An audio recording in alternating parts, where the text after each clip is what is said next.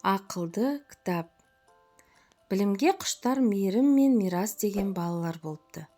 Олар қызықты кітап көрсе болды, таласып оқиды екен. Күндердің бір күнінде екеуі жолда келе жатып, талдың түбінен күнде жарқыраған бір ғажайып кітапты көреді. Екеуі аң-таң болып кітапты алмақшы болады.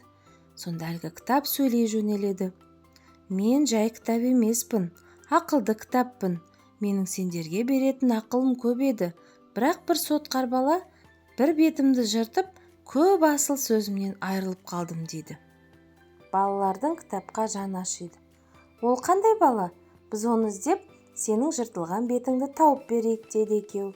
Сендерге кездескенім қандай жақсы болды дейді кітап қуанып. Мейірім мен мирас та жаңа дос тапқанына қуанады. Олар кітап ішіндегі ермек деген жазудан оның кітап иесі екенін біледі. Сөйтіп екеуі ермекті іздеп жолға шығады. Бірде олар ауылдың шетіндегі тауықтарға тас лақтырып жүрген баланы көреді. Ермек осы шығар деп ойлайды олар. Мына кітаптың иесі сен бе? Деп оған бет жыртылған кітапты көрсетеді. Иә, бірақ ол енді маған керек емес. Керек болса өздерің ала беріңдер, дейді бейтаныс бала. Жарайды, саған керек болмаса біз алайық. Сен кітаптың мына бір бетін жыртыпсың. Оны қайда тастадың, дейді балалар. Мен одан қайық жасап, бұлаққа ағызып жібергенмін, дейді ермек. Балалар бұлаққа келеді. Бұлақ, сен қағаздан жасалған қайық көрдің бе, дейді оған. Менің көзім дұрыс көрмей тұр. Жан-жағымды шөптен тазалап, таспен қалап қойыңдаршы, дейді бұлақ. Балалар бұлақтың көзін ашады. Қайырымды балаларды жақсы көрген бұлақ, қағаз қайықты үлкен алма ағаштан сұраңдар. Ол солай қарай жүзіп кеткен, дейді. Мейірім мен мирас алма ағашқа келеді.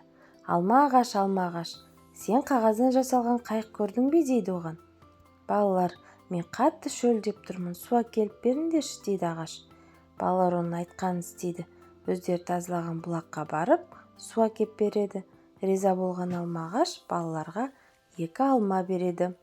Қағаз қайық бағана жағаға шығып қалған, күнде қыздырынып жатқан, оны бір кірпі арқасына салып алды да үйіне қарай кетті, дейді артынан.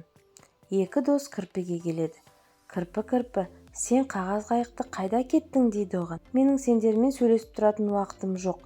Балаларым аш, тамақ тауып беруім керек, дейді кірпі. Бізде 2 қызыл алма бар, оны сен балаларыңа апарып бер, дейді 2 дос. Мұны естіп, кірпі қуанып кетеді.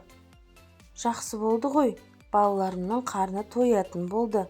Мен қағаз қайықты арқалап келе жатқанда қатты жел соқты. Аспанға ұшқан қағазды бір қарлығаштың тұмсығымен тістеп алғанын көрдім, дейді ол балаларға. Қажет болып қалар деп, соңынан бір кендір жіп сыйлады.